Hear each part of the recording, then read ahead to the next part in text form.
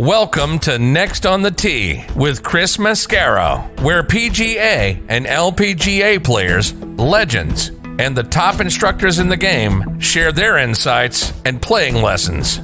Join Chris every Tuesday night as he talks with the greats of the game. Tonight's show is sponsored by the French Lick Resort, the PGA Tour Superstore, the Bobby Jones Apparel Company, Ben Hogan Golf, 2 Under, TaylorMade Golf, and Golf Pride. Now, here's your host, Chris Mascaro.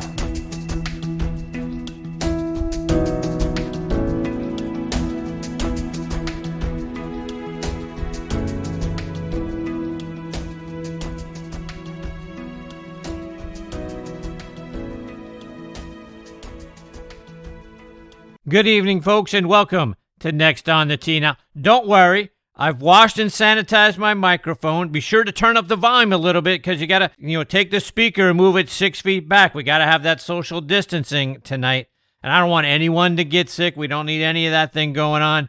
But I tell you what, folks, here on Next on the Tee, we're still open because it's important to bring you the best stories and instruction in golf. And since fun hasn't been quarantined, let's have some of that tonight. And speaking of tonight, excited to get to share with you a pair of Hall of Famers and our resident director of instruction. And first up with me tonight is going to be 2-time major champion and Florida State Hall of Famer Jane Geddes. Jane won the 1986 Women's U.S. Open and the 1987 LPGA Championship.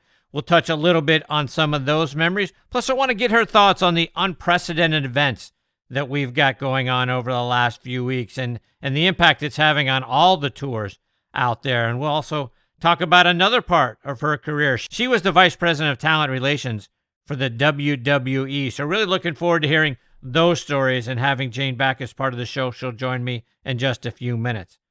Following her, I'm going to get a return visit from Richard Zokol. Richard helped BYU win the national championship in 1981. He won twice on the PGA Tour. He also won the 2001 Canadian PGA Championship. I want to get some thoughts tonight from Richard about where do we go from here for the rest of the PGA Tour season with the Masters, with the Players' Championship? Have we lost them both? Looking forward to getting Richard's thoughts on that. We'll also talk about how players get caught up in the results instead of the process of winning. Guys like Jordan Spieth, right? Is that part of his problem? Brooks Koepka, he's struggling a little bit right now. Is that his problem? We'll hear what Richard has to say about that and a whole lot more. He'll join me at the bottom of the hour. Then we'll wrap up tonight's show with a visit from our resident director of instruction, Tom Patri. I'll talk to Tom about the impact that the coronavirus is having on our local PGA and LPGA professionals. We forget they're like small businesses and social distancing and quarantines and all of those sorts of things where we have the fear of being out in public and what that impact is on our local teachers. I got to imagine there's some lonely practice tees right about now. So we'll talk about that and the devastating impact that's having on our PGA and LPGA professionals. Tom will join me about 45 minutes from now. So there you have it, folks. More great stories and information coming your way tonight on this edition of Next on the Tee. And as always, thank you so much for tuning in and taking the journey with me tonight. I want to start by reminding you about the great shows that my good friends Mitch and Matthew Lawrence have. Matthew's show is called Backspin Golf, and it's my regular Sunday morning, 8:03 a.m. tee time. You can listen online at WLXG.com. ESPN Radio up in Lexington, Kentucky. Our good friend Perry French leads off the first segment every week with Matthew. He also shares a lot of great golfing content and instruction, which you've heard Perry share here on this show recently. Matthew is a fantastic host, and he makes the show so much fun. Listen online at WLXG.com or on the WLXG app. Mitch's show is called Talking Golf Getaways, and you can stream it online at golftripx.com. Also available on Audio Boom, Stitcher, and Player.fm. Mitch and his co-host Darren Bunch, they take you around the U.S. and Canada to some of the great places that you can go stay and play. Also let you know about some of the hidden gem courses that you might not be aware of. Go online to golftripx.com, and that's a letter X, so golftripx.com, and check out their podcast. And folks, as you know, we are sponsored by the French Lick Resort. Let's take a listen to Steve Rondinero about what's going on up there. It's a Pete Dye masterpiece, the Pete Dye course at French Lick Resort. Pete says its location on one of the highest points in Indiana makes it special. The long views, you can see maybe 20 and 30 miles from many of the fairways and many of the tees and greens. and you can see it in 360 degrees. Donald Ross's Hill Course put French Lick on the golf map more than 100 years ago. It's where Walter Hagen won the 1924 PGA Championship, and the place where today's Symetra Tour ladies battle each year. It's the ambience around it that makes the golf course. Combine our many resort amenities with legendary golf, and you have a getaway like no other. French Lick Resort is the home of the Senior LPGA Championship, won in 2018 by World Golf Hall of Famer Laura Davies. Play the courses champions play. Plan your trip now, online at FrenchLick.com. Yeah, folks, be sure to go online to FrenchLick.com to see for yourself what a wonderful place they've got and to book your stay as well. Please also check out our friends at the Bobby Jones Apparel Company by going online to BobbyJones.com. They've got their new spring collection out now, and their new spring sweaters, polos, and pants, all fantastic. And you're going to see Steve Stricker, Miguel Angel Jimenez, and Ernie Els wearing it out on the Champions Tour. Check it out online by going to BobbyJones.com and enter the coupon code ONTHET to save 20% at checkout. And folks, this segment of the show is brought to you by TaylorMade and TaylorMade Sim, featuring their new Sim driver designed with a radical new head shape to make the driver both fast and forgiving where you need it most on the downswing. Sim irons with an improved speed bridge and echo dampening system to deliver a distance iron with forged-like feel, and the Sim fairway woods with low CG to help you hit it higher, and a V-steel sole to launch it even easier out of any lie. Get fit for Sim throughout your entire bag and experience the effect it's going to have on your entire game. Check it out online at TaylorMadeGolf.com for more information on the all-new Sim family. All right, now back and making her second appearance with me here on the French Lick Resort guest line is two-time LPGA Major champion Jane Geddes. Let me remind you about Jane's background. She is from Summerville, South Carolina. She played her college golf at Florida State, where she helped them win the 1981 National Championship, and she was inducted into their Hall of Fame in 1988. Jane joined the LPGA Tour in 1983. Her first victory came at the 1986 Women's U.S. Open.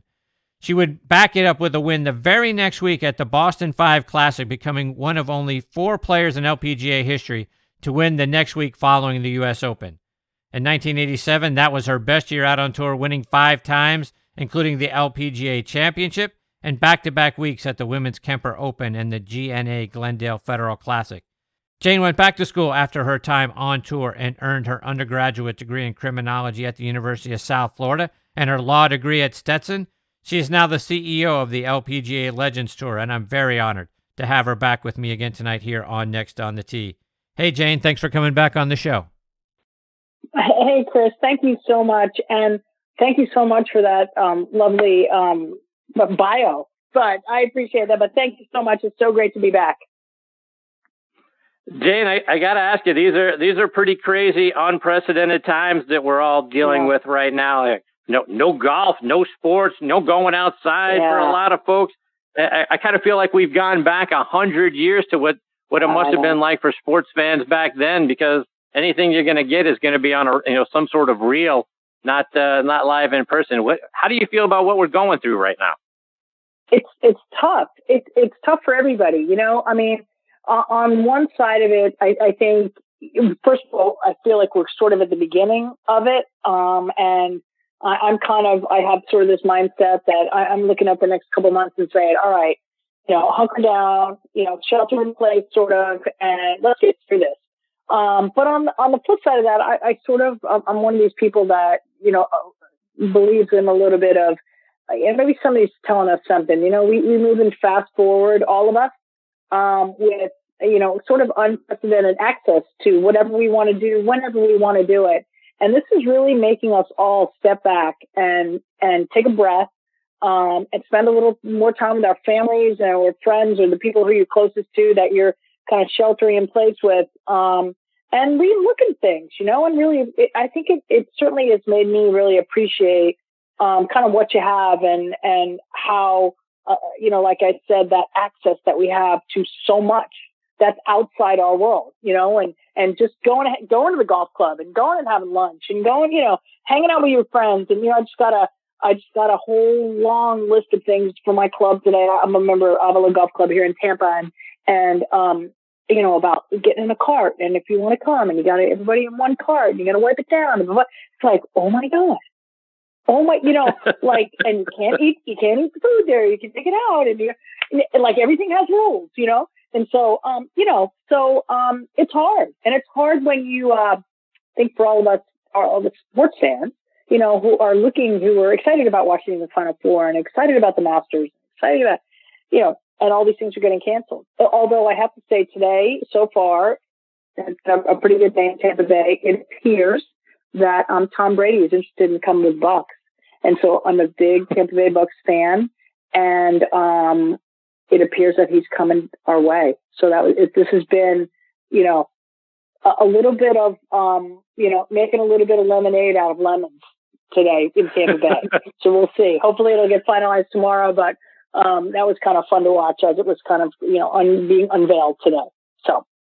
Yeah. So what do you think of that? If he ends up signing with the Bucks, season tickets, going to the games, what's that going to mean to the city of Tampa? Well, I already got my season tickets because I just, funny, I didn't get them last year, and one reason or another, I ended up getting them just a couple weeks ago. I don't know. I just had an inkling that the Bucks are a good team. They've got some amazing receivers and a great defense. And I lived here. I've lived all different places, but I happened to live here when they won the Super Bowl, which seems like 55 years ago, But and it was an exciting time here, and I've remained a Tampa Bay Buck, through the down times and the up times. And so I'm good friends with Jason Light, the general manager. Our kids go to school together and play football together, and he and his wife we're all really good friends. And so I'm happy for him. I'm happy for the Bucks, and hopefully he can get it done, and we can get Tom here. It'll be a fun couple of years, put it that way, for Tampa Bay. I feel like we deserve it, just like a lot of places deserve it, right? But I feel like we deserve it. So it's been fun as a football fan watching today. So Gene, you talk about things you're excited about, and I want to get your thoughts on the opportunity or the lost opportunity potentially the Augusta National Women's Amateur event. And I have tickets to go, and I was excited about going and being a part of that event. Do you think we're going to lose it for the year? Do you think we might get it later on in the year? How do you feel about what the status of that event's going to be? It's funny because I heard today that the French Open tennis tournament was rescheduled to September. And I said out loud, I guarantee that's what's going to happen with Masters. I have no idea. I have absolutely no idea. But I hope that events like that are able to be rescheduled. It's a shame if we get to when we get to the other side of this, and hopefully that's mid to late summer, and things starts leveling out a bit. I hope that we can it's going to be a little bit. It's going to feel sort of like a patchwork a little bit, and maybe some things don't line up right, but you just want everyone that is, that is looking forward to those events to be able to play. I mean, I know the LPGA, I feel horrible for the players. The Asian swing that starts the year off was canceled, and now the tournaments through the end of March and beginning of April were canceled. That's a huge financial impact on those players and an impact on their season. And with the LPGA, and I know it was a challenging decision for Mike Wan to make. But I think he made the right decision. And as he said, he would have hated to have, continued on and something happened. He would have never forgiven himself. And so, but it's hard. It's hard for, having been in that spot. I can't imagine, you revolve your entire year, whether it is the amateur event at Masters or the LPGA Tour, the PGA Tour. You're revolving your entire life and off season and, to kind of gear up, and then you never get to get and get going. So it's hard. It's totally unprecedented. The only thing that is, again, is sort of that light at the end of the tunnel, or something that everyone can look at, is that everyone is going through it. Every single person is affected in some way. And so that's what makes it really unique overall.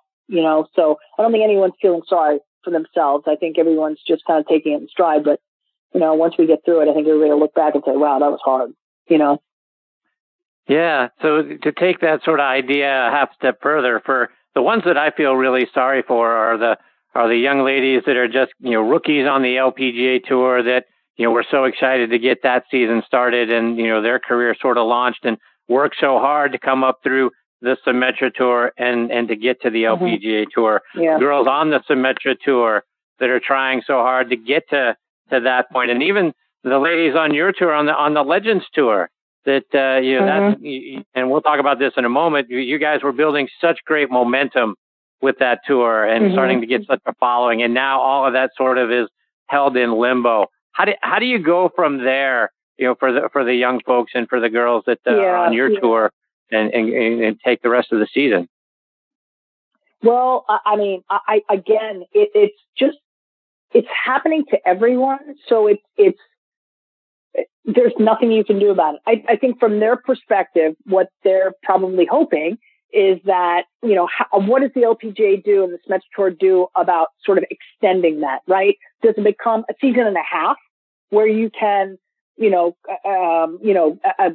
figure out how to either keep your card or make enough money to improve your position? There's going to be a lot of decisions that are going to have to be made on every tour about how they manage those points lists and money lists and all of those things that really affect players' lives.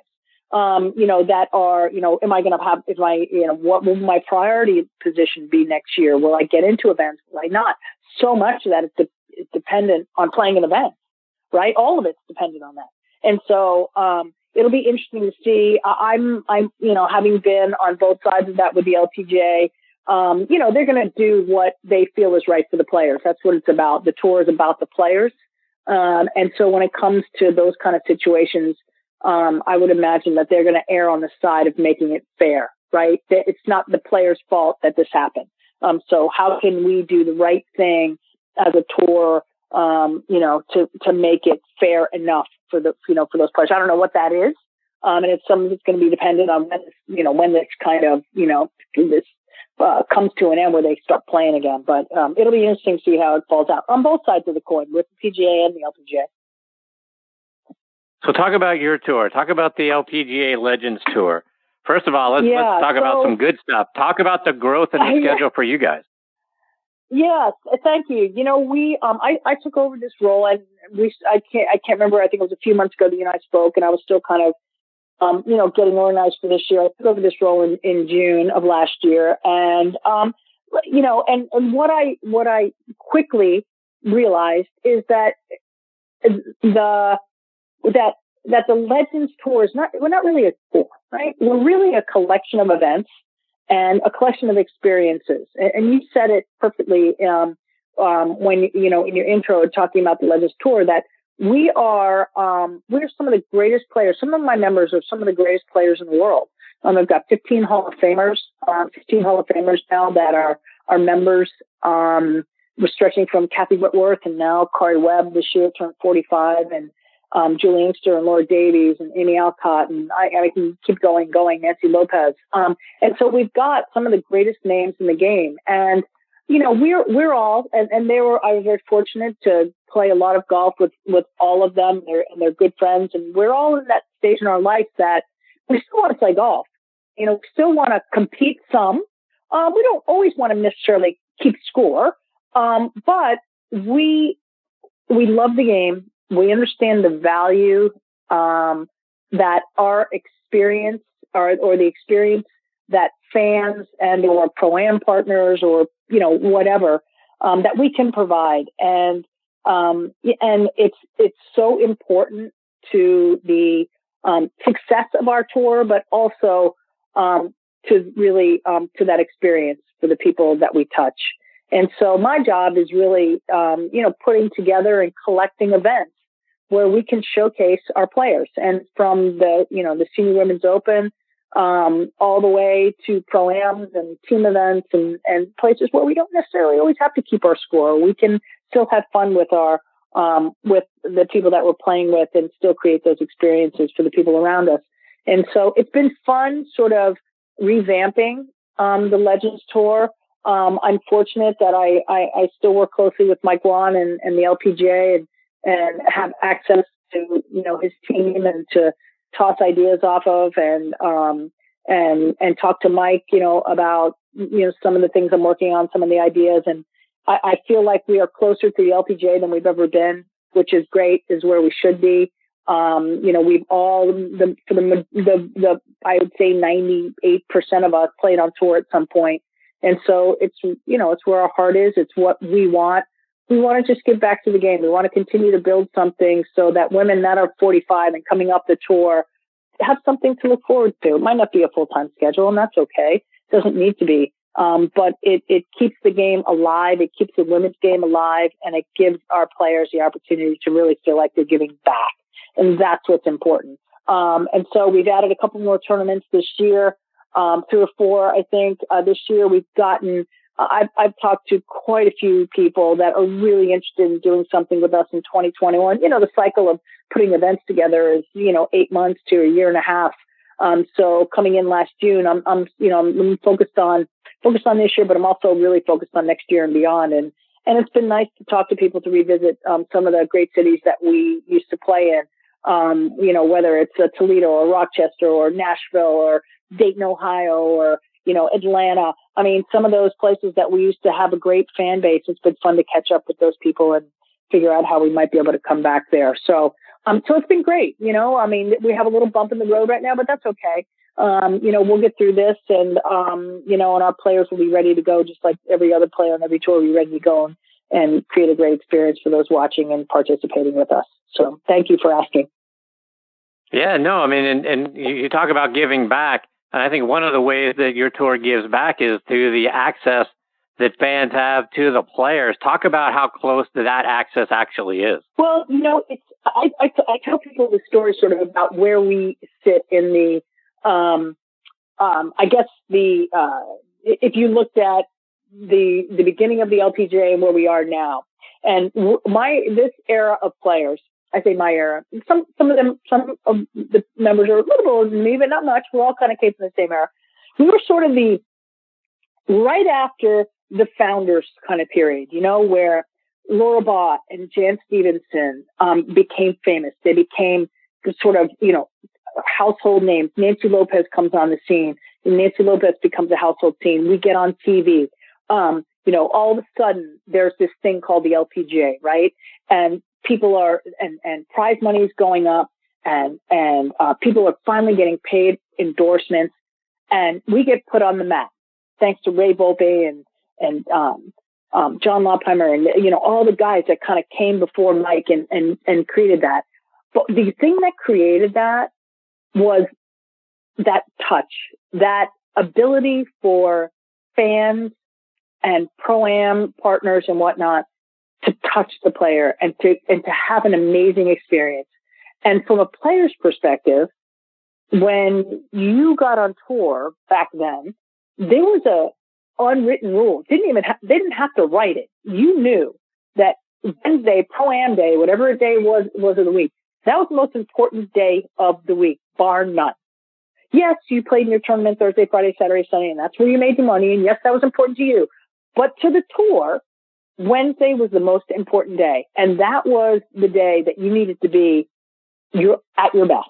And so all these players that I'm fortunate to work with now and to have as members, it's just ingrained in what they know and what they love and how they act and how they deliver that experience as an LPGA member and a Legends Tour member. And so, we don't have our infrastructure at tournaments. We don't have big stands. We don't have a lot of ropes and whatnot. So as you said, when you come to a Legends event, it's very up close and personal. The Senior Women's Open only has ropes around the tees and the greens. If you want to, this year will be at Brookfield Country Club in Fairfield, Connecticut, at Brooklawn Country Club. I don't know what I just said, but Brooklawn Country Club. And come watch us play. You'll be able to walk right down the fairway with me, right next to me. It's at first when we saw it, as players, we saw it, we thought, oh my gosh, this is going to be awful. And we got done with that week and we all said, that was awesome. Like, don't ever have ropes at any Open again. It was such a different experience. But for for the fans to be able to come out and have that experience by walking right down the fairway, right next to us, right behind us, or wherever. It's a very, very unique environment and something that we're really proud of. And so I'm glad that you feel that way, Chris, and you talk about the legends like that, because it's something that is really, really special about what we do and what our players do. And the people that experience us. I always say, if someone wants to put on an event and they play in a pro-am, or we go to do a small event, I always say, like, well, no problem, because once we get there and they experience that's it. That's all you have to do, is just have that experience. I'm out there trying to get people to create those experiences around it, so we can spread the word. Jane, just a couple more before I let you go, and I got to ask you, about a month ago, we lost a legend in Mickey Wright. Ever have an opportunity to spend any time with Mickey? So I did not, except for my one experience with Mickey was we used to have a tournament up in Tallahassee where we had, and I remember that Centel was one of the sponsors. I'm not sure exactly what it was, when we had a small portion of that event. It was basically the legends that came back and played, and Mickey Wright came and played one year. And Mickey was a bit of a recluse, and really was not out there at all. Unlike Marilyn Smith and so many of the ladies that we all got to know through the years. But I'll tell you that Mickey, whatever her tee time was, there wasn't a player. If you weren't happened to be playing during that time when she was on the golf course, you were really bummed, because every player that wasn't playing was on the golf course watching her play and watching her swing. It was unbelievable. So that was my experience, was going out and watching her play after I got done with my round in Tallahassee. So it was pretty cool. I mean, and that was, Mickey chose to live her life, in a way that she really didn't want to have to, like I said, she just kind of was a bit of a loner, and it was what it was. But, when I saw some of the, after she passed, and there was a lot of talk about her golf swing, and I hadn't seen it in a long time, and, saw some of the films and stuff, and I was still like, wow, look at that. With tennis shoes, by the way. Not even golf shoes. Feet were bad. I mean, amazing balance, amazing golf swing, and really probably one of the greatest of all time, men and women. Jane, I want to switch gears with you, and you worked with the WWE for a while as the Vice President of Talent Relations, and the only correlation, I was trying to kind of get in my head, how do you go from working for the LPGA to the WWE? Where's the correlation? And the only thing I could come up with is the LPGA is sort of a group of, folks, group of women going from town to town, sort of putting on a show, and that's sort of what the WWE is. You got it. Is that right? That's it. Very good, Chris. That's what I say to people. The correlation is that it's a traveling show. And so what I was doing at the LPGA at the time, I got a phone call from the recruiter at WWE about the job that I ended up taking. It was amazingly similar to what they were looking for somebody to do. They needed somebody to kind of turn around their department and kind of shore things up there. And when I first got the phone call, I just started laughing. It's like, I'm not even a wrestling fan. But, one thing led to another. And, I went in for my interview with my boss. His real name is Paul Levesque, but his stage name was Triple H, and one of the most famous wrestlers of all time. He's a big guy, big muscles, he had long hair and a ponytail. And I walked in the office and I thought to myself, for my first interview with him, and I thought, what am I doing? And come to find out, because we're still friends, but I ended up being very close to him and working very closely with him. He thought the same thing. What have they sent me? A woman and a golfer? And what are we doing here? But we hit it off. And Paul had come out of his sport, and he's a wrestler and came on the corporate side. I had done the same thing in golf, and so we really hit it off and became very close. And I had a successful run there at WWE, but became a big fan of the business and the people And because they're amazing, I was fortunate to meet a lot of really great people that work in that industry that are super dedicated to their craft, and because it ain't easy. I tell people, say, well, it's fake and it's no big deal. And I said, you know what? If you jump off a top rope and you hit the ground or you hit the ring, guess what? That is not fake. I got to tell you, because that is something else. It hurts. But it's a really, I learned so much. I got a really great view of a totally different business, relative in a lot of ways, but so different in so many other ways. So it was an amazing learning experience for me. And I'm happy to be back in golf, but I think about them a lot, and I think about a lot of the things that I learned when I was there, and I'm still a fan. And unfortunately, WrestleMania, which is the big Super Bowl of wrestling, was supposed to be in Tampa this year, and they just canceled it. So I was looking forward to that. And it's a huge event, and they just canceled that. But anyway, it was interesting all the way around. I learned a lot about an industry that I never ever thought that I would ever be involved in. So who was a good golfer that we would be surprised out of the wrestlers? So there were a couple. Cody Rhodes is no longer there. I'll tell you their ring names. Brutus, who actually, I'm going to tell you his ring name again. He actually has a show on Fox News now, but he was this guy was he's probably 260, 6'5", giant guy. Like, he was a really good golfer. Guys that kind of just grew up in it. And, we actually, when WrestleMania was in Miami, which was my very first year company, we had a golf event. And so, and I was kind of riding around watching everyone, it's kind of a fundraiser kind of thing. So it was fun to watch, the guys. Ted DiBiase is another one. He was really good, a good golfer. And so, and the Bella twins, by the way, the two girls who are super famous right now, Nikki Bella and Brie Bella, were amazing golfers. They were like really athletes. And I was shocked. Oh my gosh. I was totally shocked. And they had said, "Oh yeah, we played some golf." And so I was shocked. They're very, very good athletes. Anyway, they both played soccer, and I think even I think Nikki played D1 soccer, and I think blew her knee out or something. But yeah, they're good athletes, and so many of the talent are super good athletes. And they ended up being more on the theatrical side, which is really what it takes there. It takes being a good athlete, but having interest in theatrics and interested in that sort of side of the business. So they combine athletics and theatrics, which is really an interesting combination. And that's what makes them really interesting people. And the whole dynamic is very interesting. But yeah, I mean, it's fun to watch them. But, as golfers know, to be kind of bulked up and muscled up is not like a great sort of source of a great golf swing, as you can imagine. So I saw some really wicked golf swings going on with a lot of muscles involved during that day. But it was fun. They totally appreciated me, which was great.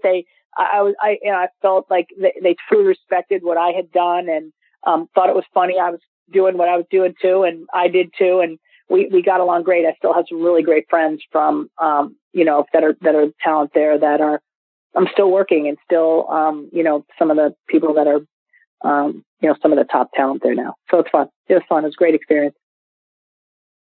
And Jane, before I let you go, remind our listeners, how can they stay up to date with all the great things that you're doing? Follow you and the LPGA Legends Tour, whether it's on your website, online, or on social media. Yeah, thelegendstour.com. And if, we have a Facebook page, The Legends Tour.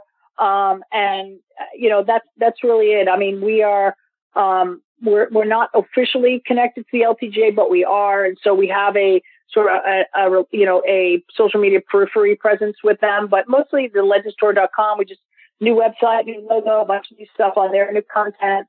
And we'll be starting, our season doesn't start till late May. We will be out in the Seattle area, playing the Suquamish Legends Cup out in that area. And so come watch us. After that, we'll be back in Connecticut and back east for the Senior Women's Open, and then in French Lick that you talked about. And by the way, one thing I like to say about French Lick, it's one of one of the most unique, beautiful golf courses that anyone would ever play. So anybody has a chance to go there, go check it out. It really is one of the most beautiful pieces of property that around. So I wanted to kind of throw that in there to our friends at French Lake to treat the Legends Tour so great every year. Well, Jane, it's always a privilege having you as part of the show. I hope you'll come back and join me again soon. Hopefully we have some really cool things to talk about. We got golf playing again, but it's awesome. An incredible privilege having you here, and I enjoy getting to spend time with you. Thank you so much, Chris. I'll come back anytime. It's great spending time with you guys, and thank you for allowing me up to you and talk about the Legends, and I appreciate the support. Absolutely. Jane, take care. We look forward to catching up with you again real soon. Thanks, Chris. See you, Jane. That's a great Jane Geddes, folks. It doesn't get a lot more fun than that. And I'm telling you, the LPGA Legends Tour is a very special thing. And like we talk about access, you want to get to have the access. You talk about, you want to walk the fairways next to an LPGA legend? How great would that be? So I encourage you, the Legends Tour is very special. Check it out online. Give them a follow and stay tuned. We'll get Jane back on the show again real soon. Before I get to my next guest, Richard Zokol, I want to give a shout out to our friends over at the Ben Hogan Golf Company. Now, folks, if you haven't hit Ben Hogan iron since maybe the 80s or the 90s, I'm telling you, do yourself a favor. Get a demo iron of either their Fort Worth PTX Pro or Edge irons and go out on the range and compare to whatever it is you've got. All Ben Hogan woods, irons, and wedges, handcrafted one at a time in their Fort Worth, Texas factory. So no mass production, no shortcuts. You can now order custom-made woods, irons, wedges, and hybrids by going online to benhogangolf.com. And they're going to build those club stations and, best of all, charge you a fraction of the typical retail price. So go online and check out their complete line of golf equipment, bags, and accessories at benhogangolf.com. And folks, this segment of the show is sponsored by our friends at the PGA Tour Superstore.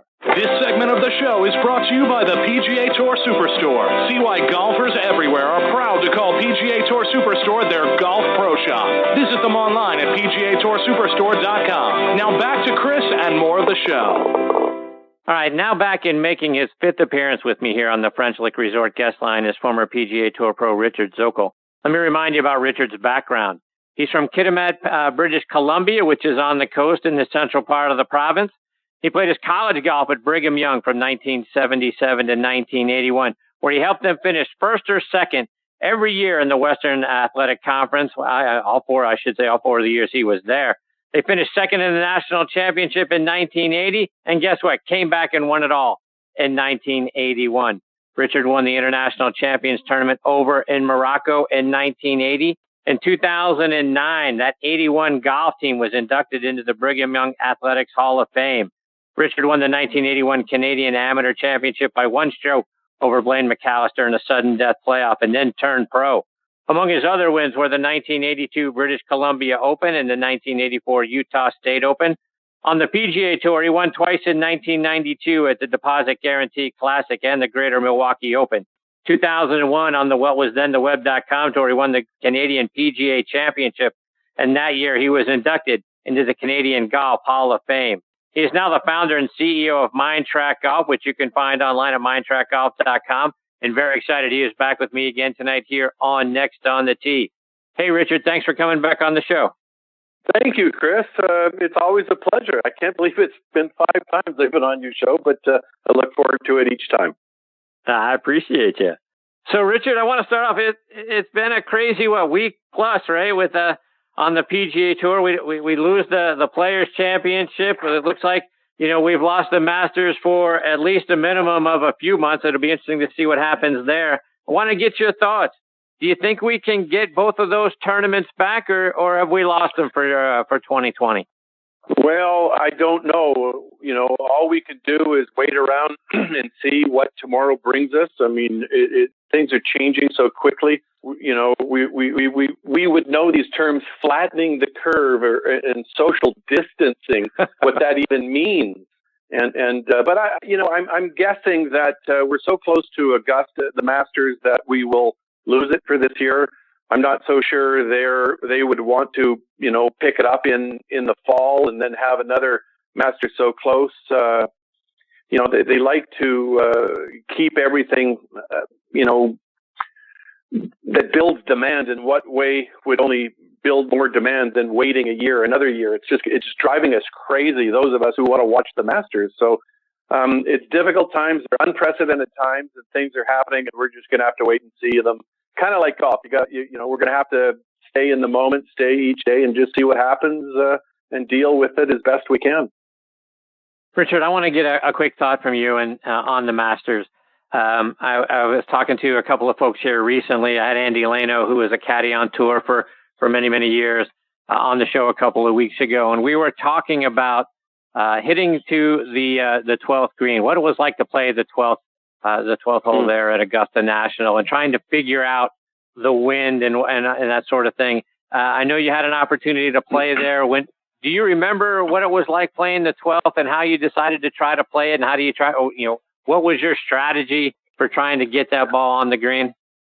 Well, it's funny you should ask that, because I've got a terrific story on that involved Byron Nelson.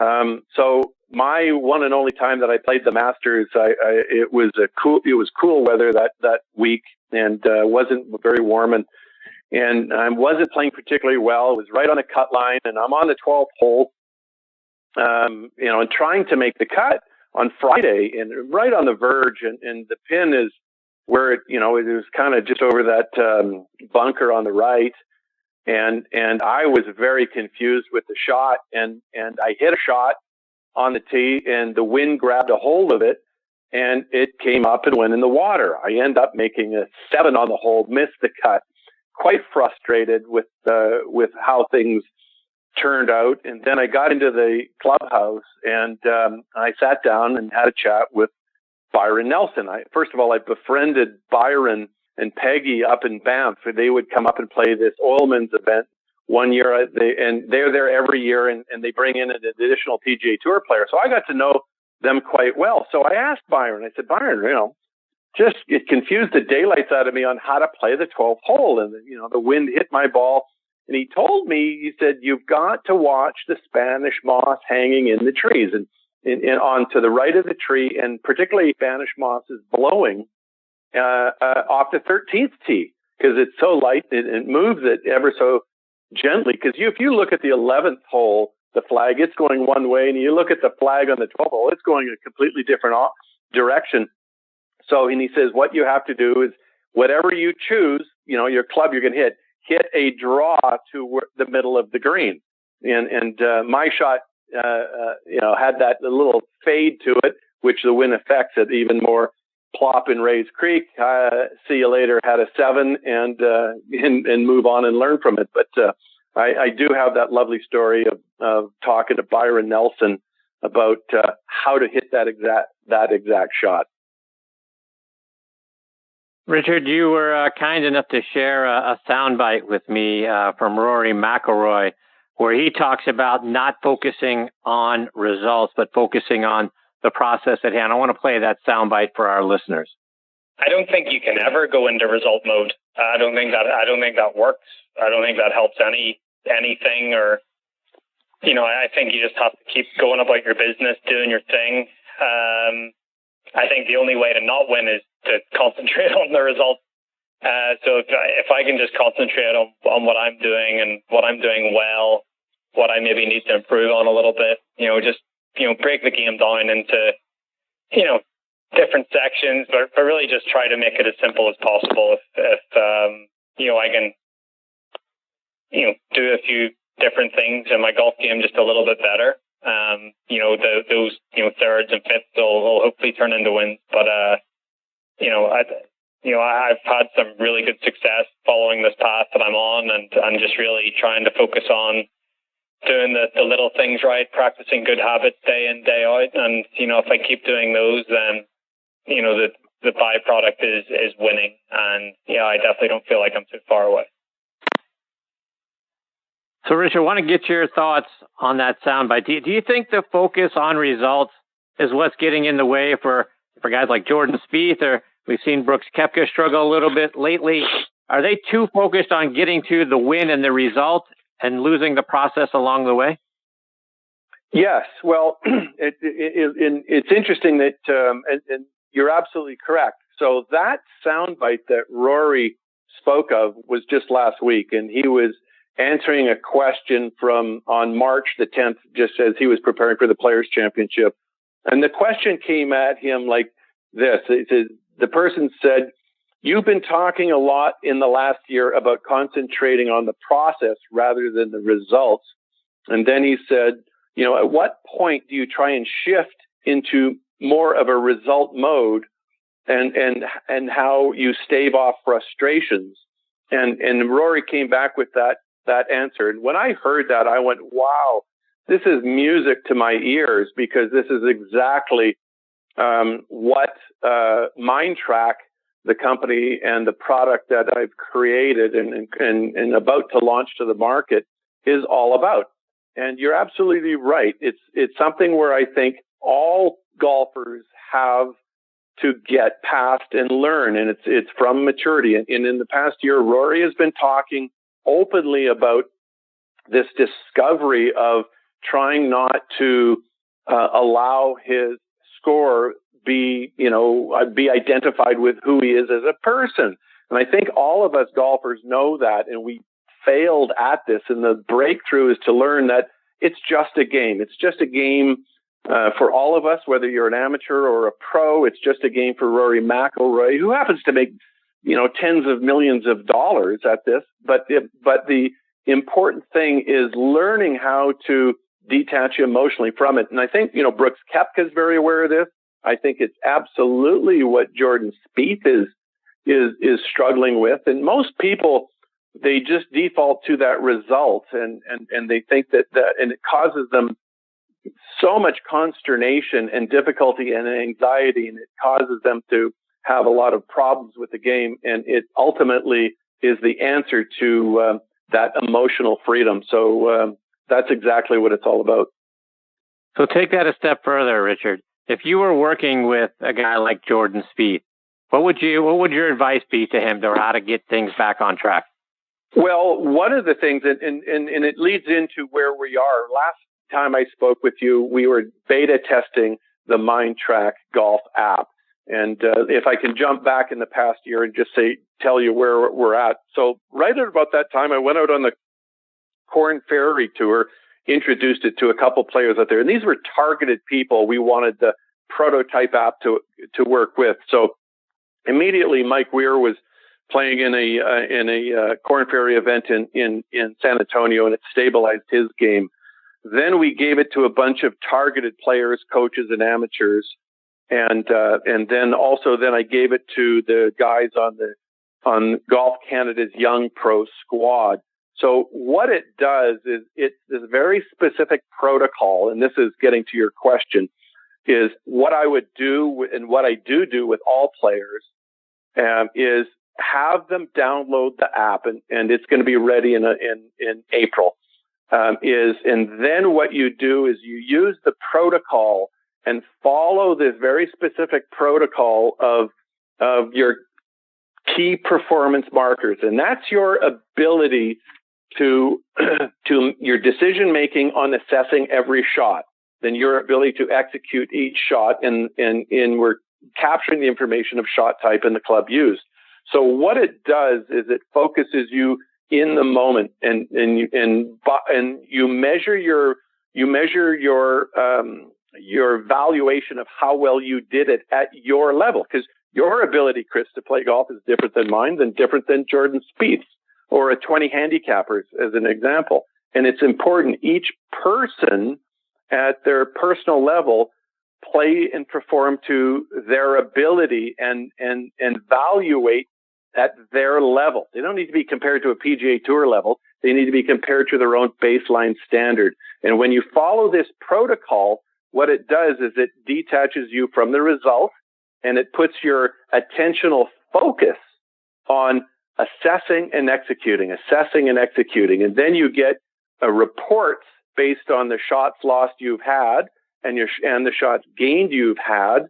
And then you're able to self-quantify or have your coach determine how you're going to train based on your performance on the golf course. So we're going to put this out on the App Store next month. The product is going to be free, and we're going to beta test it through this season. But to answer that question, I would give it to Rory and Jordan and all the PGA Tour players or anyone who takes this game seriously to put their attention on focusing on this protocol if they want to learn how to detach emotionally from the results and learn how to perform well under pressure.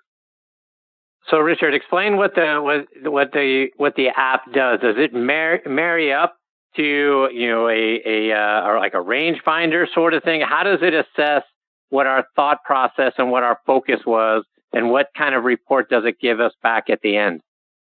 Well, what it does is, so when you can download in the app, you're able to play any golf course in North America, and so the golf course you're playing. So it's going to download the hole. So what it's going to do is let's go right to the first tee, and if the first tee is, let's assume it's a par 4, and you choose a driver, and your goal is to make a proper assessment. That's the club you use, because maybe it's a narrow hole and you shouldn't use a driver. Maybe perhaps you should use a 3-wood, or if there's water out there, depending on the shot in that moment, as a golfer, you have to assess the type of shot you're going to hit, and the club you're going to pick, and then your other key performance marker is how well you executed the shot. So you're going to put an evaluation of your specific level of how well you assess the shot after you hit it. You're going to say, my assessment was excellent, or unsatisfactory, or satisfactory. And then you're going to capture the information on how well you executed it in the same way, excellent, satisfactory, or unsatisfactory. And you're going to do that with each shot. And then after every hole, you're going to attach a shot lost events, or shot gained events, or perhaps no shot lost or shot gained events to each hole. And then what you're going to do this. It takes literally 4 seconds per shot. It's very easy. And then at the end of the round, you're going to find out where you're hemorrhaging shots on the golf course. And the best way to learn and improve is to stop those wasted shots. And these reports will be emailed to you right after you finish the round. And when you enter your coach's information, your reports will be emailed to your coach as well. And you, with your coach, are going to be able to figure out where your attention needs to be, placed on in your practice. And your coach is then going to be able to expand this teaching program for you, specific to improve your game based on the information and how many shots you lose on an average of every round. So that's what it does. And when when the user uses this app without them knowing it, it automatically conditions them to put their attention on these 2 key performance markers and detach emotionally from the results. And it is the protocol that absolutely pulls you into the present moment. So talk about that last part, right? Why do we want to detach from what the score is and focus on other things? How does that help us? Well, because when we become, let's use this, and I'm going to use one of our prototype users and tell that story. So let's stand on the first tee for a sec. So you're about to hit, you're going to hit a shot in about 30 seconds, and because your buddy has the honor, and you watch him hook it out of bounds. There's out of bounds left. And then you look up and there's water right. When you project to the result, you project that you may hit it out of bounds just like your buddy did in front of you, or you may project that you're going to hit it into the water. That is result-oriented thinking. It causes anxiety and it disrupts your ability to execute that shot. Every golfer knows this. We call this golf insanity. And everyone repeats this mental loop of golf insanity. You got to learn to break it. So this past year, one of my guys who's on Golf Canada Young Pro Squad. So in Golf Canada, they have a team of guys that are out of college. They're young professional players. And there's this fellow named Taylor Pendrith who graduated Kent State, came out of the same year of Kent State as one of our good players on the Canadian Tour. Connors. And so Taylor Pendrith is playing on the Canadian Tour, and he's been playing on the Canadian Tour for about 3 years. And he came out as an All-American, and he was reckoned to be one of the next best player in Canada coming out of, with Corey Connors, out of that year of Kent State. And they're going to be, the next best thing in Canada. Well, that put a lot of pressure on Taylor Pendrith, and it puts a lot of this expectation puts a lot of pressure on him. And Taylor has been struggling for a few years. He had some wrist injuries that he had to overcome, but also the mental mindset that has to be in place for these guys who are expecting to play professional golf. And Taylor's an extremely long hitter.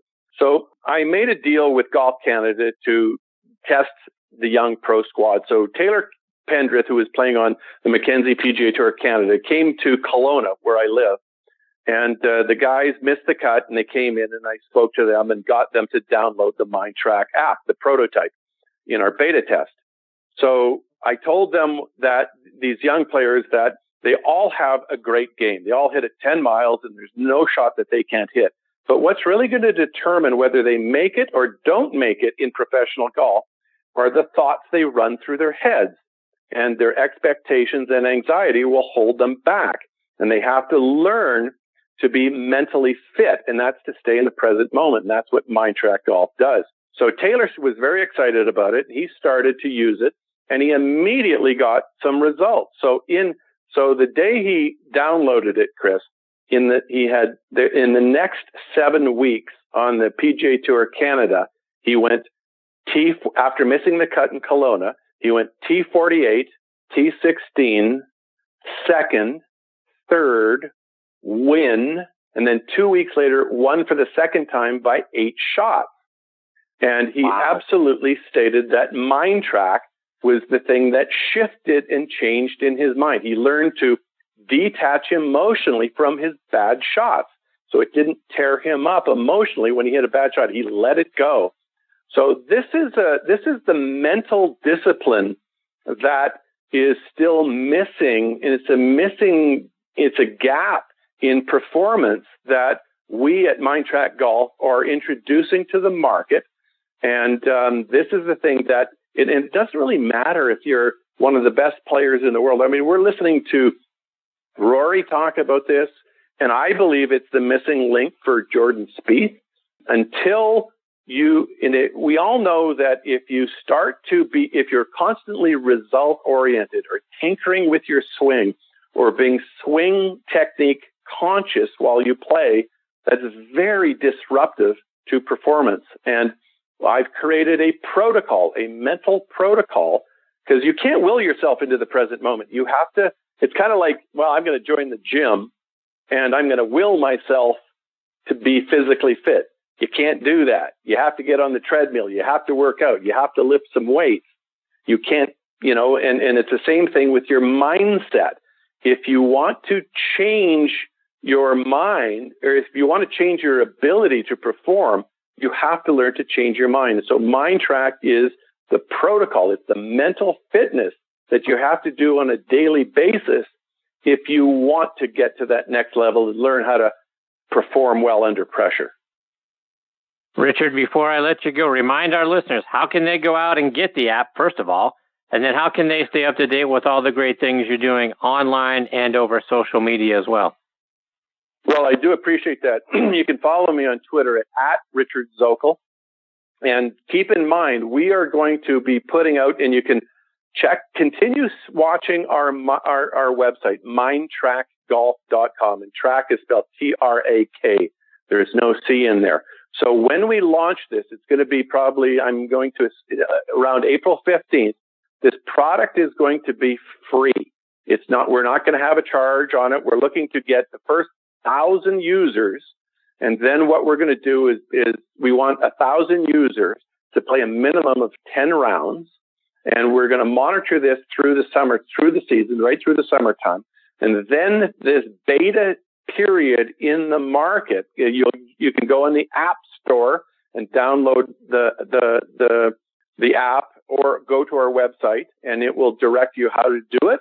And then we will take this information, and then in the fall, as we build this company, we're going to really decide what we're going to do with it. But we want people to start getting to use MindTrack in order so they can get to that next level of dealing with pressure, dealing with their anxiety, and learning how to access the present moment. Well, Richard, I can't thank you enough for taking time out of your busy schedule to come back and share more of the information and your insights with us. Sounds fantastic. We've been talking about it for a little while. I'm really excited for you. So this is exciting stuff. I hope you'll come back again, pretty soon and kind of give us an update for what you're seeing and how it's going. This is going to be an exciting thing. Thank you, Chris. Stay safe. You too. Folks, that's a great Richard Zokol. Zokol is how you spell his last name. So look him up on social media. MindTrack Golf, TRAK on the track part. So mindtrackgolf.com.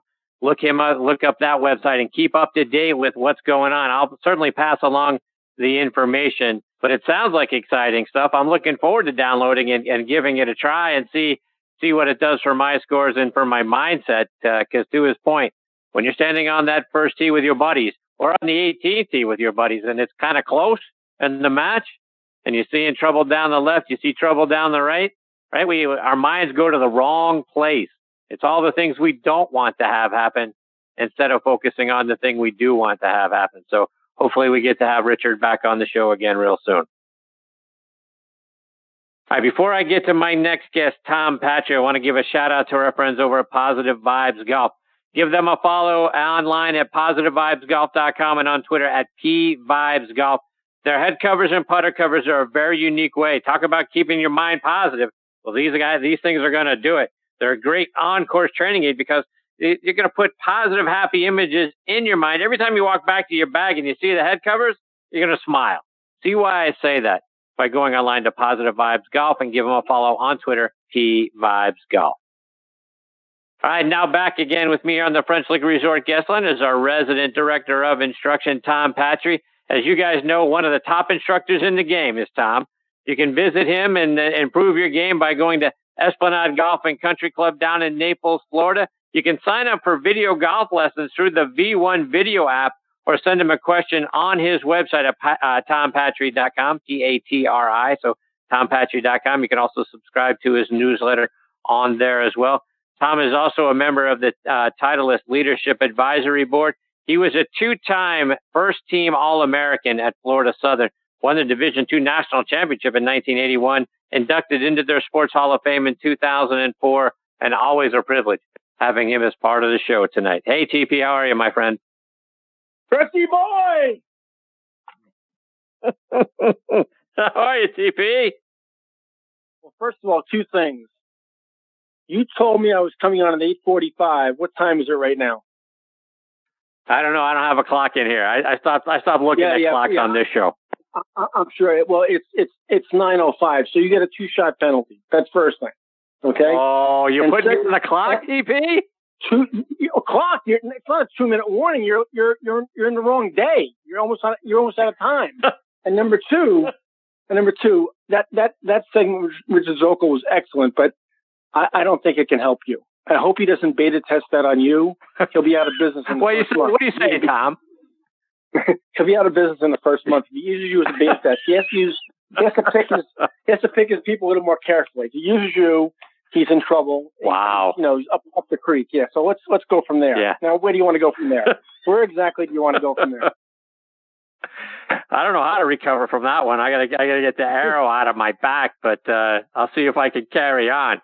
Tom, here's something I want to get your perspective on, and on behalf of you and all the wonderful PGA and LPGA professionals around the country. With all the craziness that we've got going on right now with the coronavirus and everybody's afraid to touch one another or get within 6 feet of each other, I got to imagine that we've got some lonely practice tees right now. I mean, I think one of the things we lose sight of is our PGA and LPGA professionals are essentially like small businesses. And if we're afraid to go out of our houses, you guys are the ones that are going to really suffer in the game of golf. How do you deal with what's going on right now? Well, before I sing my songs of woe, let me put this in perspective. Our health, our well-being as a nation, as a planet, as a people, is far, far far more important than if I give a golf lesson tomorrow or anybody else gives a golf lesson tomorrow. I think we're living in very, very scary times right now, Chris. It's it's like a bad movie. It's and if it was a movie, it'd be a sci-fi, and we wouldn't believe it anyway. This is a really incredible thing that's going on right now in a really negative way. So first, my wishes go out to everybody out there. My thoughts and prayers every morning start with all you guys and with all my friends and all my family and people I've never laid eyes on. I think it's our health and well-being is more important than my lesson book anytime. But that said, I'll give you an example how it's going for this business right now. In the last 72 hours between tomorrow morning and June 1, I've had $15,000 worth of cancellations for golf schools. Oh, so yeah, that's for a one-man show, and that's early. That's in 72 hours. So let's take this out maybe 14 days from now. Where will I be? And I'm not feeling sorry for myself, Chris. Don't get me wrong, because I'm sure all my brethren are going through the same thing, both on the male and female side, to teach this wonderful game. I'm sure I'm not an isolated case. My teaching partner down here, who Gail Graham, I texted her this morning when she wasn't on the tee early. She usually always there bright and early. I said, Gail, where are you today? And she said, my entire day canceled. So wow. That's what's going on out here. I'll get up tomorrow morning. Right now, tomorrow is sold out. Thank goodness, knock on wood. But I could imagine getting up tomorrow morning at 5:45, my normal wake up time, and I could have 4 or 5 text messages that say, Pro, I hope you understand, but I'm not coming. And normally when people do that the same day, they own that time. But in these times, I can't do that. I can't hold people, to the fire right now. I mean, I understand that they're having a lot of second thoughts and a lot of apprehension. Chris, I think there's a very strong possibility that my summer doesn't happen this year. I think that might sound dramatic right now. It might sound a little too dramatic, but I think that's on the table, that my summer could fail to exist this summer. And as an independent contractor, and that's I'm kind of like the dentist. If there's nobody in my chair, I'm not putting a filling in, I'm not getting paid. That could be quite a setback. Yeah, to that end, Tom, and that's all lost revenue for you and your peers. It's not like a tournament that could get rescheduled. It's not like something that might happen later on in the year. Yeah, that's all gone. That's extremely difficult. You don't make that. I'll give you an example of what I did. The schools that have canceled so far, I take a non-refundable deposit, in the case that somebody kind of does the wrong thing. And in all those cases, I've extended that credit for a year. Because I just think that's what you do in cases like this. So they won't lose their deposit and they'll be able to use it next year, which is even kind of worse for me, because now next year they're rescheduled. I've waited a year, and it's somebody that I can't book next season in those whatever times they take. So right. That's almost like a double hurt. But again, the well-being and the reason all these people canceled so far, by the way, I just want to make it clear to everybody, is all those people for golf schools were flying in from somewhere else, and they were scared to get on an airplane. So how could I not do the right thing by those people? If that was my own family, my own wife, my own son, would I understand them not getting on an airplane? I certainly would. And I'll go a step further.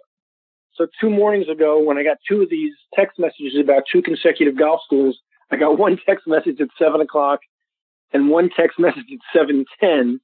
So I said, boy, my day's starting out pretty good here. I lost 2 golf schools back to back in 20 minutes. My wife's phone then rang, and she got a news that her brother in Dallas was critically ill and dying. So we had a nice 7 to 7:30 period 2 or 3 days ago, and that's the way our week started.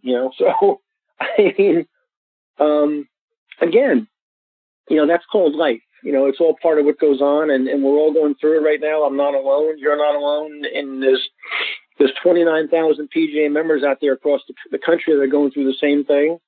I think you're going to see golf courses close. I think you're going to see.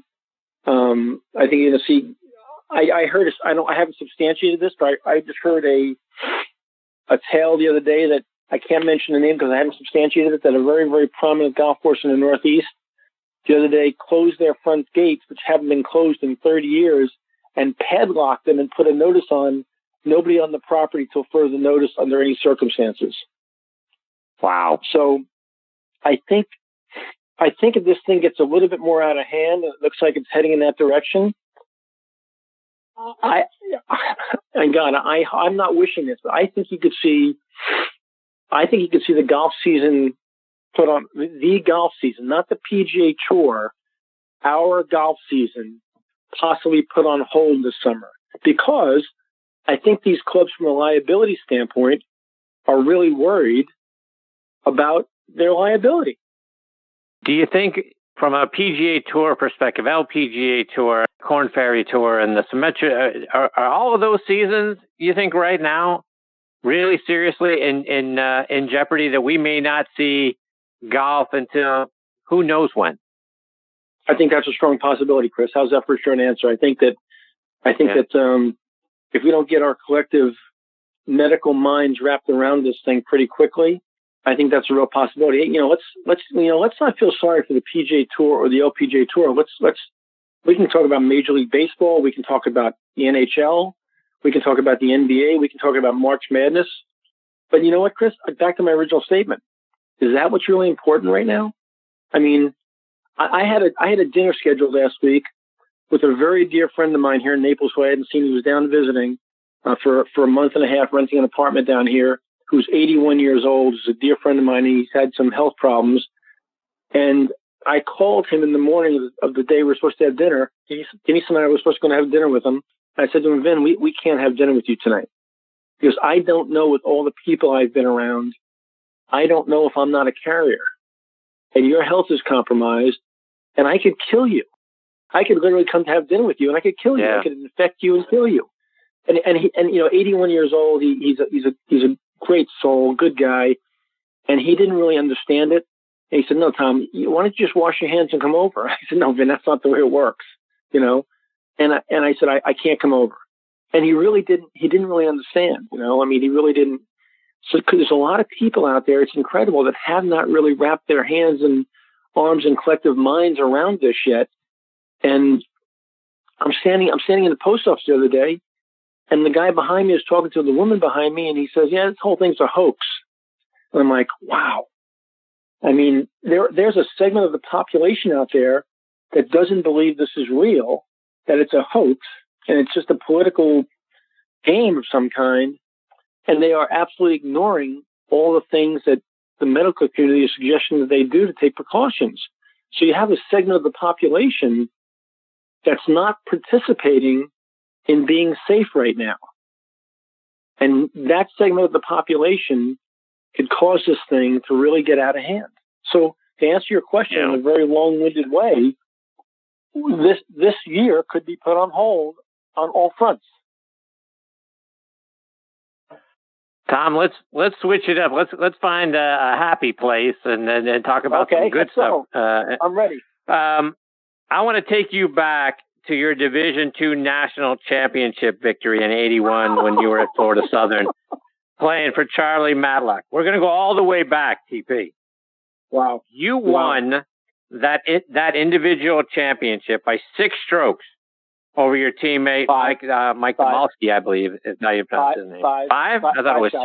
5. Take me back to that victory. And, for a lot of guys, we've seen big leads evaporate. Right? We've seen Greg Norman blow a big lead. We've seen Jordan Spieth blow a big lead. You had a big lead. You held on to it.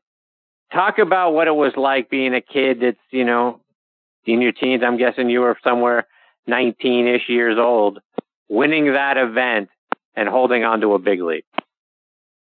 Well, I think the fact that you're comparing me winning the NCAA Division II National Championship in 1981 to Greg Norman and Nick Faldo at the Masters shows just how insane you really are. Okay. Which gets back to why Richard shouldn't give me the app, but exactly. That's okay. There you go. Now you understand, right? So I hope the people out there are laughing their asses off, in their collective living rooms listening to this. So I'll answer it this way. To understand that lead and that victory, we have to go back to 1980, the year before, where I led for the first, the second, and the third rounds of the same national championship the year before. I don't know if you know this or not, Chris, but I was the third round leader going to the fourth round the year before, the same national championship. And I got to a very hard golf course, playing very difficult the last day. I mean, really, par is a great score. And I got to the 16th tee of the last round, and I was even par for the day and playing pretty well considering the conditions. And Charlie Matlock, God rest his soul, came up to me on 16 tee, and he said to me, do you want to know how you stand? And Chris, I got to tell you, I had a 3-shot lead starting the day in 1980, and I felt like, there were no scoreboards back then in Division II golf, and I had to imagine I was still leading by a couple, and I said, sure, how do I stand? He said, you're 2 behind. And I kind of shook my head, like, what'd you say? He said, you're 2 behind. Paul Perini from Troy State shot 66 today, 3 groups ahead of you. He's got you by 2. He's in the clubhouse. So the 16th was a par 5 with an island green. And my game plan for the entire tournament was to drive it out there and lay it up and hit a wedge shot in. And that last round, I hit a really good drive and I got down there and I was right on the go number. But my philosophy for the whole tournament had been to lay up. And I said, well, I got 3 holes to play and I'm 2 back. I got to go here. I got to make something happen. I knocked it on the green and 2-putted for birdie, and I was 1 back. And the 17th hole was a par 3 island green coming back the other way. And I hit it to a foot and made another birdie. And now I'm tied. So I'm standing on 18 tee, back to even again. And I hit a cut off the tee on a dog-leg left, and it kind of took a kick on the right side of the fairway. And I thought it was fine. And I get down there, and it had kicked pretty hard right, and it gotten into the tree line, just the edge of the tree line. And I had, back then, it doesn't happen anymore, right? We have hybrids now, but I had a 2 or 3 iron shot, and I had to hit this big carve shot around these trees. And I carved it out right in the upslope in front of the green. And it was a 2-tier green, and the pin was on the back tier, and I chipped it up there to about 3.5 feet. And I hate telling the story, but I hit a really good putt right in the center of the face, and it was dead center, half the ball hanging over the front of the hole, short, looking in, and I lose by 1. I finished second. So that sets up 1981. So do you know who, Chris, you know who Buddy Alexander is? I do not. So Buddy Alexander just retired a few years back. He was the longtime coach at the University of Florida. Camilo Villegas and Brian Gay and Billy Horschel and all those guys played for him. Buddy won 2 national championships at Florida. Well, when I got to Florida Southern, he was living there and playing professional golf. And not that he taught me how to play golf, but we spent a lot of time together. He was a very positive influence on me while I was at Florida Southern.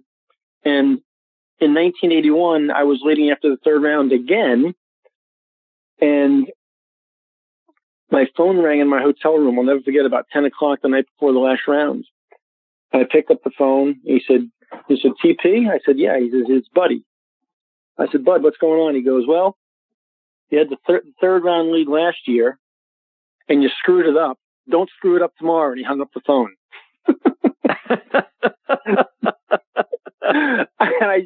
And I just had to start laughing because we had a kind of relationship where that was the kind of things we said to each other. And he called basically just to loosen me up because he knew I was probably tight as a drum. And then my mindset going into the last round was, you know what, how many people have a chance to win a national championship, let alone 2 chances in 2 years? This is not going to happen again. And my attitude was, you know what? It's not going to happen again. And that was my attitude. And the last round turned kind of bad weather and kind of played really hard. And the scores were not going to be low. And it was one of those golf courses. It was a long, nasty golf course with deep rough and fast greens. And it was kind of just hit it out there and gouge it and get it up and down and just grind your way around. And it turns out that the last round I was paired with Paul Perini, the guy who had shot 66 the year before to beat me. And we were paired together, which made it even more ironic. And there was a turning point on the ninth hole where I had about a 5 or 6 footer for par, and he had knocked it in a hazard and made it double, and I knocked it in for par, and it was a 2-shot swing right there, which gave me a cushion. And as they say, the rest is history. But it was just it was a mindset. It was that nobody gets 2 chances at this thing. It's not going to happen again. I learned my lesson last year. Let's whatever I thought was good enough isn't good enough. Let's just keep going. And Tom Patri isn't the only great alumni player from Florida Southern. Guys like Lee Jansen, Rocco Mediate played there. Talk about, did you have an opportunity to, whether it's at an alumni event or along the way, to talk to Jansen and Mediate? Yeah, Charlie Matlock, God rest his soul, just, people don't appreciate what he did at that Division II school. We played almost, you could do this back then, you can't do it anymore. We played almost a completely Division I schedule until we got to our regional tournament. So, truthfully, what he did back then, Chris, was he created a mindset that we played on a weekly basis. We played against Florida and Florida State and Georgia and Alabama and Wake Forest and LSU and Texas and Tennessee and Auburn and, I can go on, Ohio State. And we played against some great Oklahoma State, some great schools as a little Division II school. And by the way, we had a team that was very competitive with those schools in those days. It was unheard of for a Division II school to be that competitive. And if you look at the alumni list, like I said, Lee Jansen, 2-time U.S. Open champion, Rocco Mediate takes Tiger to multiple extra holes in the U.S. Open at Torrey Pines. Marco Dawson wins the British Senior Open. The alumni list there is pretty long and storied. That he got these guys to go to this little Division II school in Lakeland, Florida. I think he had something like 83 first-team All-Americans. I don't know. I think they've won 13 national championships now. Charlie passed away a couple of years ago. I do keep in touch with some of those guys. Rocco still spends some time in Naples. I see him. Marco, I keep in touch with a little bit. He's on the senior tours, as is Lee. I don't see Lee as much. There's a young man named Ralph Howe, who's actually a minister in Orlando now, who won the Pub Links and played in the Masters, played at Florida Southern. So I keep in touch with a lot of these guys that were kind of my era or just behind me. And actually, I was asked to go up there by Lee White, the new head coach there this year. And I spent the day with both the men's and women's teams this year. So I spent some time back there and try to give back to that program. It's a hell of a little school. Lakeland's a great little town. It's a Methodist school. The United Methodist Church is based in Lakeland, Florida. So it's kind of their little crown jewel. And they take a lot of pride in the school. It's a wonderful old Frank Lloyd Wright campus. It's a cool place. It's got a great baseball heritage. It's got a pretty decent basketball heritage. As a matter of fact, my senior year, Chris, we won national golf. I won the individual. We won the team also. We won national basketball and national baseball in the same year. How's that? Wow. Yeah, that's a heck of a year. And that was so much fun. I mean, because the baseball players supported the golfers went to baseball games. The basketball players went to baseball games. The baseball players went to basketball games. We all kind of sat together. It was a big, small school, and we really supported one another. It's still a great environment. It's a great environment. Lee White, who's the coach there now, does an awesome job. To watch the name John Vanderlyn, who's playing on the Korn Ferry Tour right now. He came out last year, and he's kicking ass right now on the Korn Ferry Tour. He's off to a very good start. If I'm not mistaken, he's in the top 15 money winners right now. So they continue to produce very, very good players. Tom, I want to get a couple of playing lessons tonight before I let you go. And you've posted a video of Seve hitting some, it looks like wedge shots out on the driving range. And what a beautiful, rhythmic, fluid swing he had.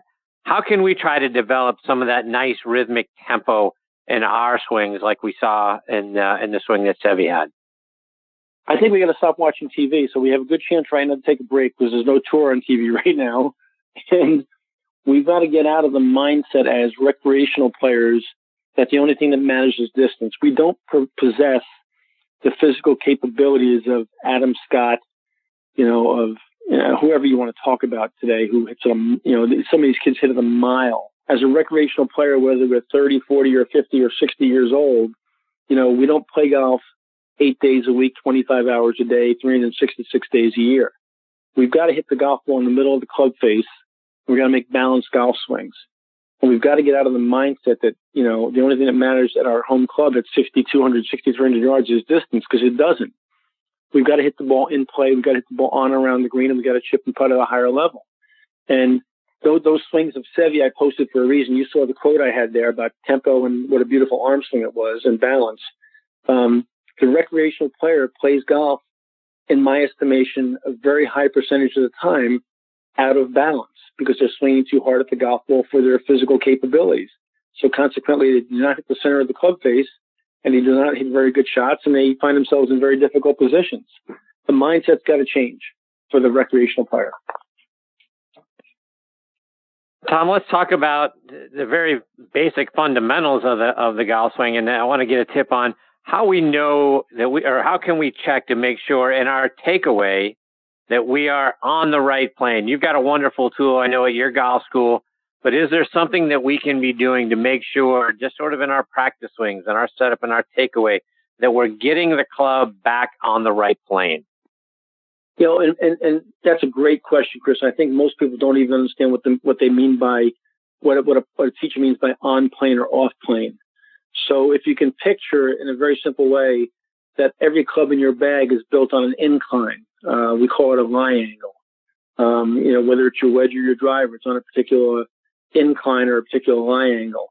And if you could picture turning that club upside down in the dress and pointing it through the center of your chest, out the middle of your back, on the same incline that is in front of you on the ground, that's the plane of your golf swing. And we've got to move the club around our body in that exact inclination, if you will, and return it to that place at that point we call impact. And most people come out of the starting gates and almost are immediately off plane because they don't understand, they don't have a picture in their head of what plane is. So that device you're talking about at my golf schools, I built it's really very, very crude. It's a plane board, and I've got adjustable legs on it, so I can kind of tilt that board in any inclination I want. So what I do with people is I walk them over to it, and I'll lay their 7-iron against it, or their driver against it, or their 5-iron against it, whatever it is, and I'll put I'll tilt the board to the exact incline or lie angle of their golf club. And then I'll take the golf club and I'll turn it upside down and lay it against the board on an upward inclination at the top of the board, and show them that at the top of their backswing, the club should be on a similar inclination. And they kind of go, oh, I didn't know that. I didn't realize that kind of stayed that way throughout the golf swing. Right, so that's on plane. And then I'll purposely take the club and I'll tilt the club in my hands so it doesn't match the incline of the board, either in a what you would call a flatter manner or a more vertical manner, and say that's above plane and that's below plane. So I think the first thing you have to do is understand what plane looks like. You have to have a visual inclination of what plane looks like to understand it, and then how it's going to orbit your body based on the posture you prepare to hit the shot in. Did I do that okay, Krista? Is that a good picture? Yeah, no, that's a great picture. Absolutely it is. Yeah. So, this is where I would... Go ahead. I don't think people have that picture, Chris. I think it's important that, the most famous picture, and I think we've all seen this picture. I'm sure you have. We've all seen that picture of Ben Hogan's plane of glass from his 5 fundamentals. Right. I think most people should take that picture to their home printer and print it out on a piece of paper and then blow it up and laminate it. And should stick it on their bathroom mirror and look at it every morning. That's good advice. Interesting. I'll have to try that. I got to start rudimentary, right? I got to, let's start out easy. TP, this is the place where I would ask you about how our folks can stay up to date with you. I know with all those struggles, but I know you're still doing some other stuff. For our listeners who might hesitate to want to come out in public or get on the practice range, you do some video stuff too, right? Yeah, and Chris, it's funny you should say that because I've given that a lot of thought the last 2 days about ramping that up and offering a lot of special pricing, which is probably going to come come out this week, so they can check in with me by emailing me at tpatri@mindspring.com. But I'm probably going to make that a very, very, very, very affordable option for people right now, in light of what's going on. Not so much because I'm going to drive a lot of income from it, because I'm going to price it so cheaply, but just so people can have something to do with their golf game and get some information if they need it. They can find me on the on V1 online academies. They can scroll down on the teacher list and choose me, and then send me video. I would tell you basically right now, anybody that emails me a video and tags it Corona will get all that pricing at half price right now, based on the tee special via Chris Mascaro. There you go. Go. From a video perspective, so if folks want to send you video and they go out through the V1 app and all that sort of thing, talk about what angle and what view you want to see, so that you can really give them good feedback based on what you're seeing. Is it behind? Is it perpendicular? Where do you want to see their golf swing? Yeah, that's a great question, Chris. I want two views. Every time you send me a view of a particular golf club, the same golf club, a 7-iron, for example, I want a face-on view. We call that the caddy view. Very square to you, face-on. It's important that I don't lose the club head in any part of the video, so you have to be a little wider so I can see the club head orbit your body completely. And then the down-the-line view from behind, I would want the camera right on your hand line. And again, I don't want to lose the club head at any juncture of the video. And feel free to send it through. And when you send it through, it'll be tagged with your email. Send me a simultaneous email to me and say, hey, Tom, I just sent it through. My name is so-and-so. My email address is this. So you're going to be getting a video from me. And I heard you on the tee, and would you offer me the half price special? The first video, I'll go even a step further, Chris. Every first video that your listeners send in, every first one is free. Wow. There you go. Appreciate you, Tom. Yeah. And here's another thing. You're not getting off the radio tonight, okay, off this podcast tonight without us talking about baseball, okay? Because there's no baseball. Yeah, exactly. As your heart is broken, so is mine. I mean, I can't believe, now I'm gonna feel sorry for myself. I can't believe no Masters. I can't believe no March Madness, which is my favorite of all time. And then, of course, right in the middle of spring training, they shut it down, and I'm looking for some spring training games to go to, and we don't have any of that. I mean, I don't want to harp on this, but it's incredible to me. It's like the world has stood still. It's really eerie. Yeah, and I was talking to Jane Geddes about this at the top of the show, but I feel like it's like 100 years ago, right? You couldn't watch there were no sports on TV. You sort of got newsreel stuff back in the 1910s and 20s, and even you don't have to go back all that far to remember a time when the only part of the Masters you got to see was the last few holes on Sunday. Right. So right. I feel like we're kind of, we don't even get that now, right? Because of everything's on hold. But yeah, this is a very eerie. There's like nothing. On the upside, I'm watching a heck of a lot of the 2004 Red Sox run through the postseason. You have those happy memories. Here we go. I knew that was coming. So here we go. Here we go. There we go. Yeah, we get to watch the greatest choke. The greatest choke in sports history. So that's my happy spot. You know something? Here I am trying to throw you a bone. I'm trying to throw you a bone to help you out, and you come back with a dagger. A dagger. Hey, by the way, just to touche you got a little gift coming in the mail. It should arrive any day now. Oh yeah, really? Oh yeah. Oh, okay. Now here's your friend Tom doing something nice for you, and you want to take a shot at me right away. See how it is? You see that? Hey, see? We're gonna bookend it. I got the knife in my back at the start of this interview, a conversation, and now I'm gonna give it right back to you on the way out.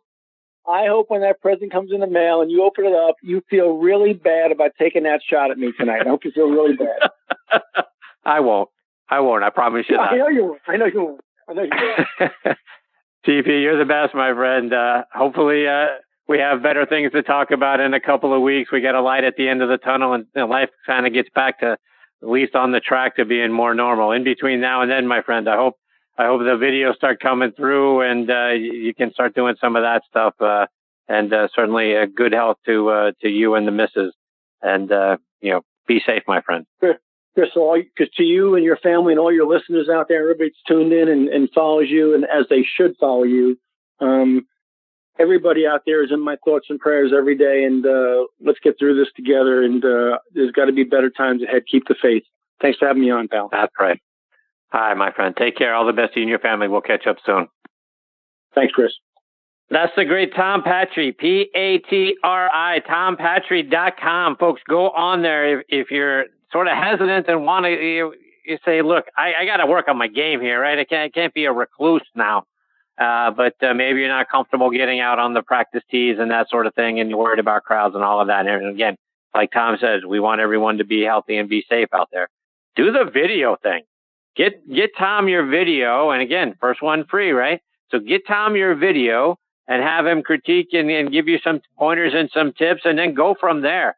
Whether that's you're in your backyard, if you do have a large practice range nearby where we can keep our social distance, right? Everyone's 6 feet, and you can get that social distance and go out and hit some golf balls and get the instruction from a guy like Tom. Your game is going to thank you for it whenever we're ready to get back out on the golf course. If you've got video lessons from Tom Patri, he's going to improve every part of your game. You know Tom, short game, right?